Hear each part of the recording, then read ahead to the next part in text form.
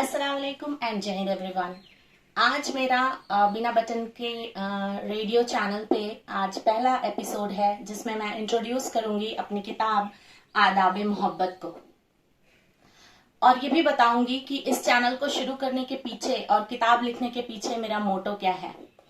मैं by profession एक PGT हूँ, post graduate train teacher. Masters और बीएड करने के बाद हम बनते हैं। लेकिन जब मैंने जॉब के लिए शुरुआत की तो मैं सबसे पहले सनबीम स्कूल मुगल सराय में एक अच्छी जॉब मुझे मिली। उससे पहले भी मुझे एक जॉब मिली थी बाल विश्वविद्यालय रामनगर डोमरी में, एक स्कूल है यूपी में। वहां मैंने पढ़ाया 10th ग्रेड के बच्चों को, 9th 10th एसएसटी। और उसमें मैं सिर्फ हिस्ट्री सिविक्स पढ़ाया करती थी क्योंकि मेरा टीचिंग सब्जेक्ट हिस्ट्री और सिविक्स है। उसके बाद मैं सनबीम स्कूल मुगल सराय में गई क्योंकि वो घर के पास था और रामनगर बहुत दूर पड़ता था।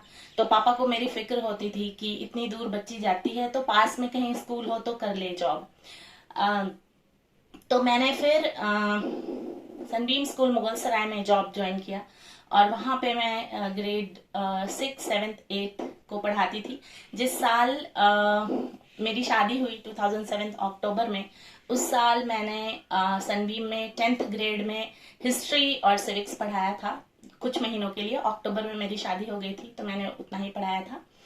और उसके बाद मैं शादी करके अपने हस्बैंड के साथ नए शहर में चली आई, जहाँ पे मैं पहले साल में प्रेग्नेंट हुई और एक ब्लेस्ड मदर बनी। और मदर बनने के बाद मैंने देखा कि बच्चे को ग्रो करने में भी बहुत सारी लर्निंग होती है और एक टीचर जो होता है उसकी ऑब्जर्वेशन स्किल बहुत अच्छी होती है। वो बच्चों की हर चीज को समझ जाता है और बच्चों की छोटी छोटी डेली की जो प्रॉब्लम्स होती हैं उसको भी सॉल्व करने में मदद करता है। तो ये सीखते सीखते मेरे अंदर एक हैबिट इनकलकेट हो गई कि मैं किस तरह से छोटी छोटी चीजें जिसको स्कूल एक्सप्लेन नहीं करता, जिसको सिलेबस एक्सप्लेन नहीं करती, उन सारी चीजों में भी बच्चों को कैसे हेल्प कर सकूं।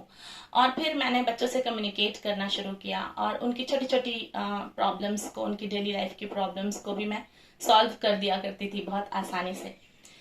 तो ये जो मेरा चैनल है वो मैं एक पीजीटी हूँ। I am qualified teacher to get a handsome salary. तो ये पैसों के लिए नहीं है, लेकिन उस हैंडसम सैलरी में आप सबको पता है टीचर्स की सैलरी कितनी है इंडिया में, और उस सैलरी से मुझे अपने देश के लिए कुछ करना था जो मैं नहीं कर पा रही थी।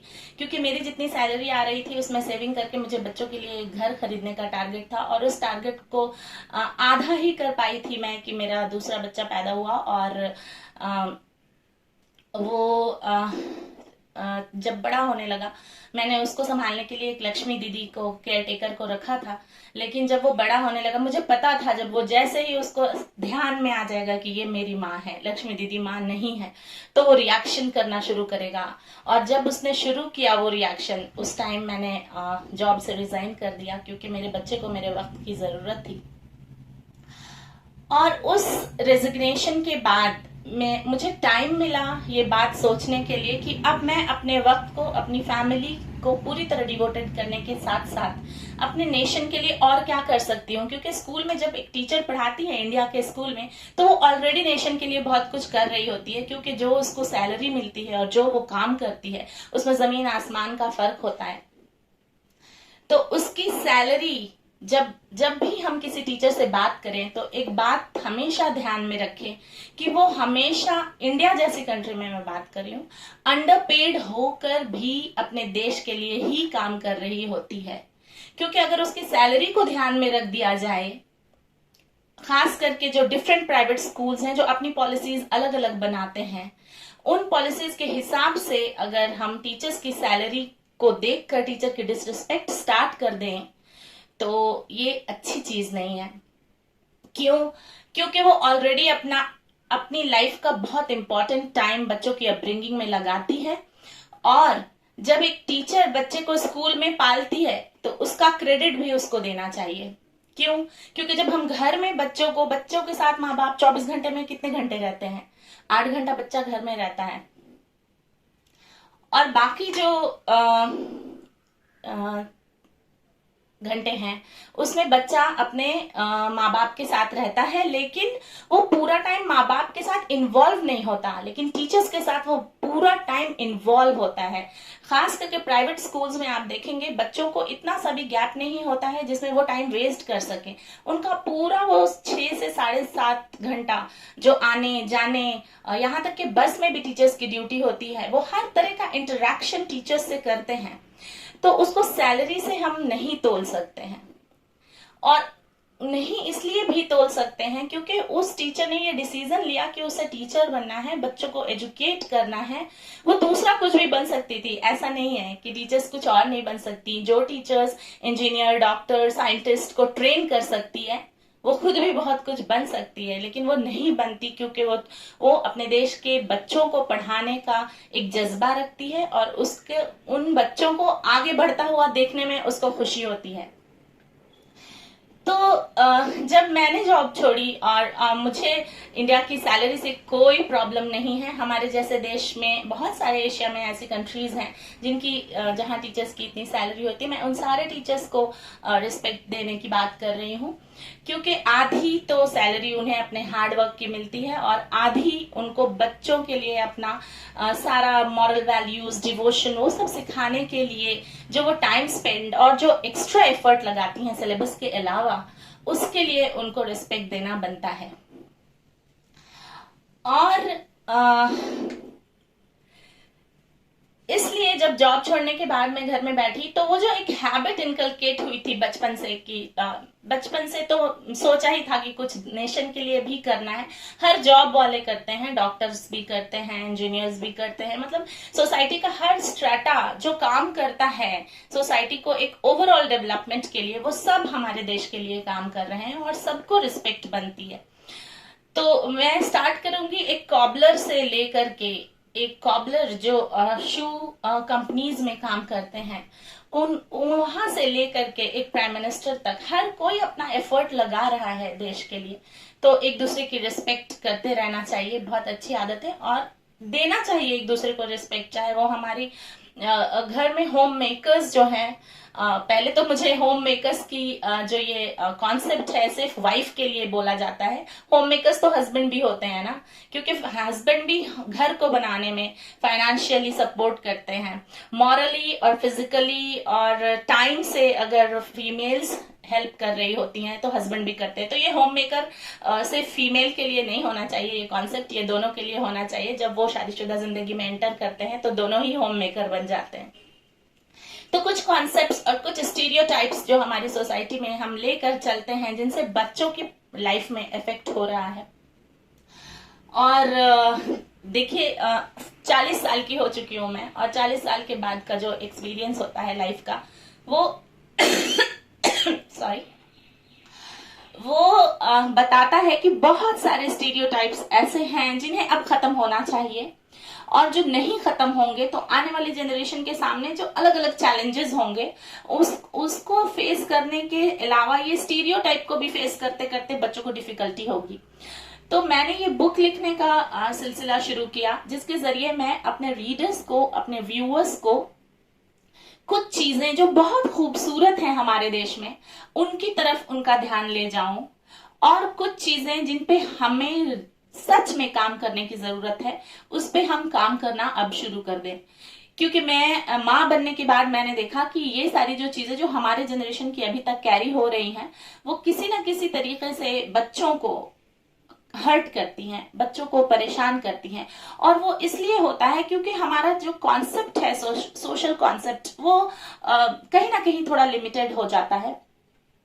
और इसमें मैं ये भी कहूंगी कि सारे लोग सोशियोलॉजी पढ़ते नहीं, सारे लोग हिस्ट्री पढ़ते नहीं, सारे लोग बहुत सारे ऐसे सब्जेक्ट्स हैं जो ह्यूमन बीइंग के लाइफ में बहुत इंपॉर्टेंट होते हैं, जो हम अपनी फाइनेंशियल कंडीशन अपग्रेड करने के चक्कर में नहीं पढ़ पाते।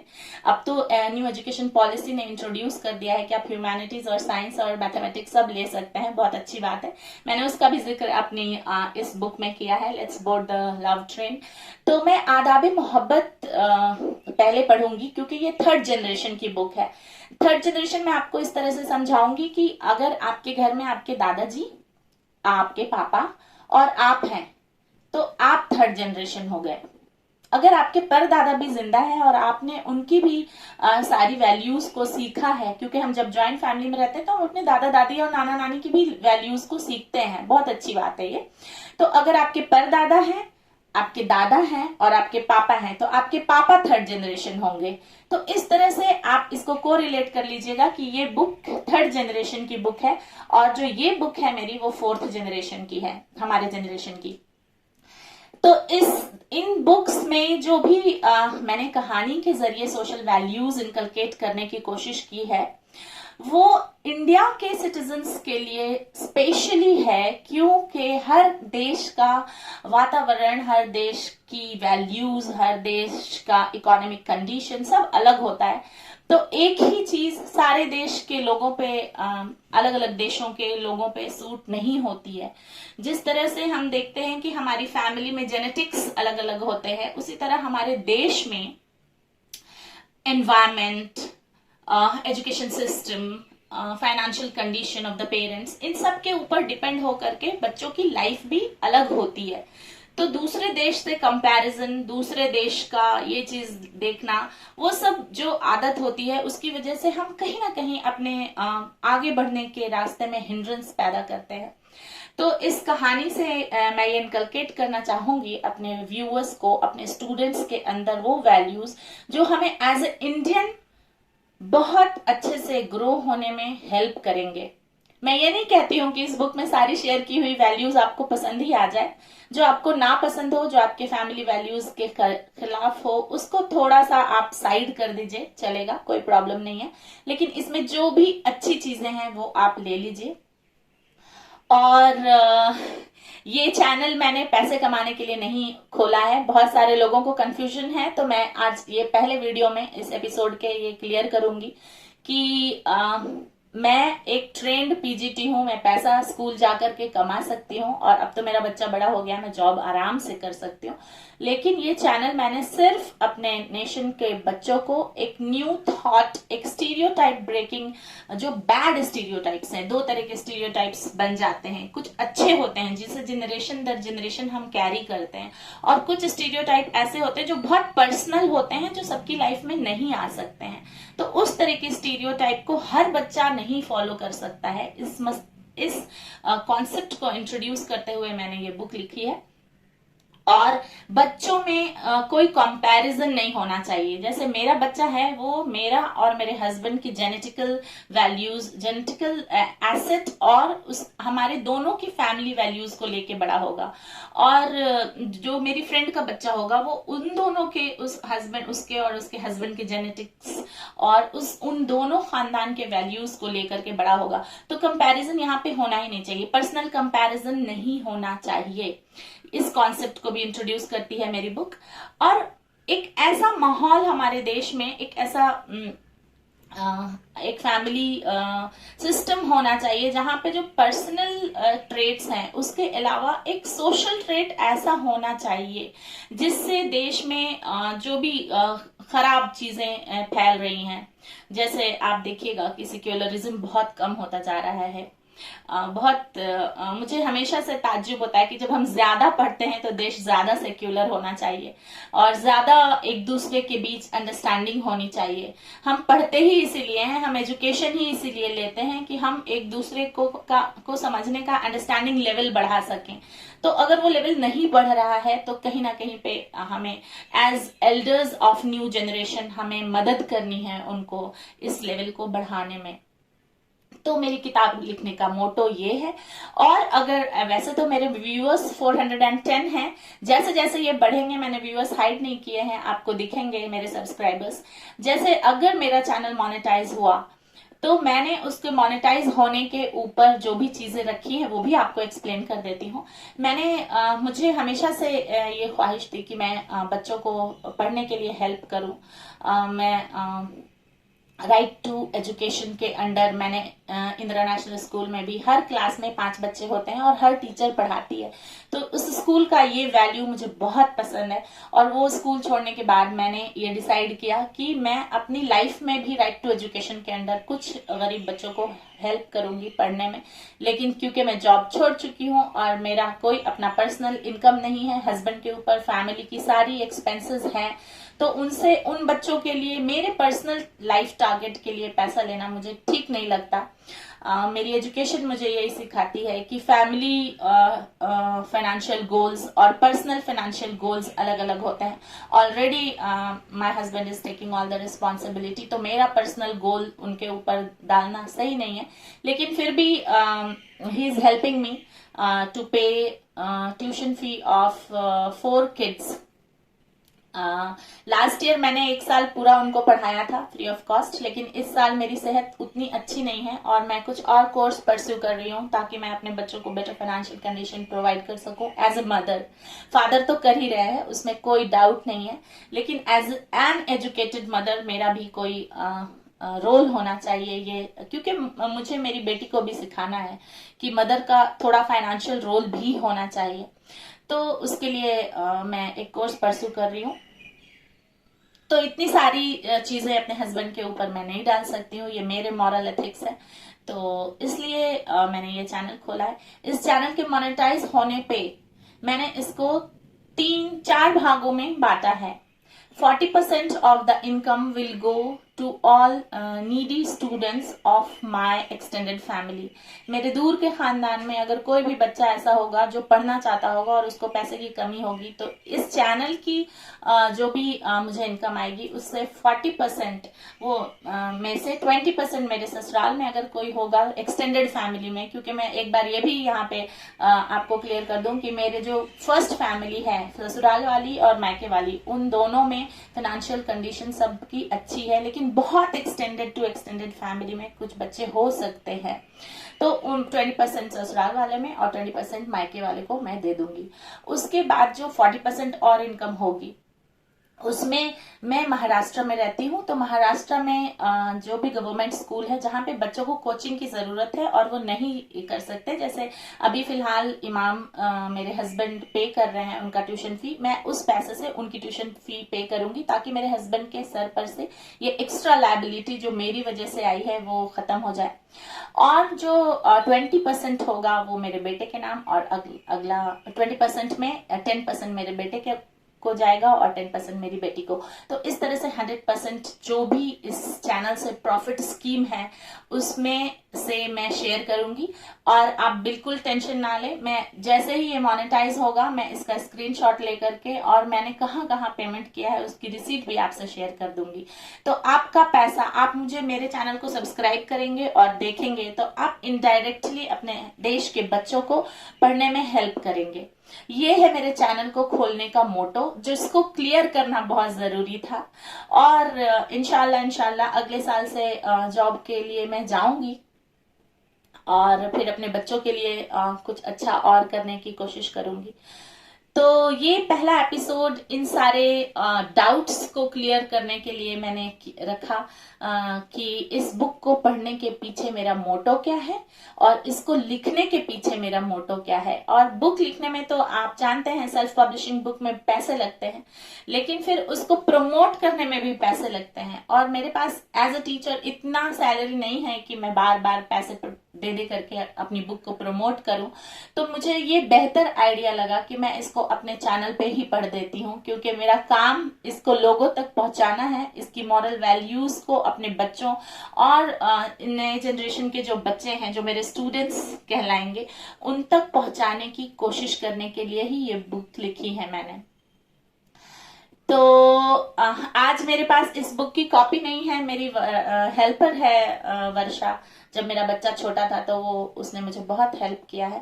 तो उसने मांगा था पढ़ने के लिए बुक, मैंने उसको दिया है। वो जैसे ही मुझे देगी बुक, मैं उस दिन से सेकेंड एपिसोड स्टार्ट कर दूंगी। कहानी का टाइटल है आदाब मोहब्बत, लिखी गई है मेरे जरिए। मेरा नाम नाजिया हसन मेहदी है। बुक पे नाजिया मेहदी इमाम लिखा हुआ है, क्योंकि ये मेरा ऑफिशियल नेम हो गया शादी के बाद। और इस बुक में बहुत सारी मॉरल वैल्यूज हैं। 3 स्टेट को एक्सप्लेन करती हुई ये बुक है। पहली उत्तर प्रदेश के कैरेक्टर्स हैं इस बुक में, और इंडिया के बहुत सारी स्टेट्स की वैल्यूज इसके अंदर भरी हुई हैं। स्टेट का नाम ना हो भले ही, लेकिन वैल्यूज आपको सुनने को मिलेगी जब मैं पढ़ूंगी इंशाल्लाह। तो तब तक के लिए मेरे चैनल के साथ जुड़े रहिए, और मेरी बुक आदाब मोहब्बत को सुनने के लिए मेरे जरिए वक्त निकालिए। मैं 20 से 25 मिनट्स का वीडियो बनाऊंगी अपनी बिजी लाइफ में से। इतना टाइम निकाल करके कुछ अच्छा सीखने के लिए मेरे साथ जुड़े रहिए। जैसे ही बुक मेरे पास आती है, मैं उसने कहा है 1-2 दिन में वो मुझे दे देगी, और फिर मैं ये बुक आपके सामने पढ़ूंगी। तब तक के लिए जीते रहिए, खुश रहिए, आबाद रहिए, और जुड़े रहिए मुझसे मेरे चैनल बिना बटन के रेडियो में। जय हिंद।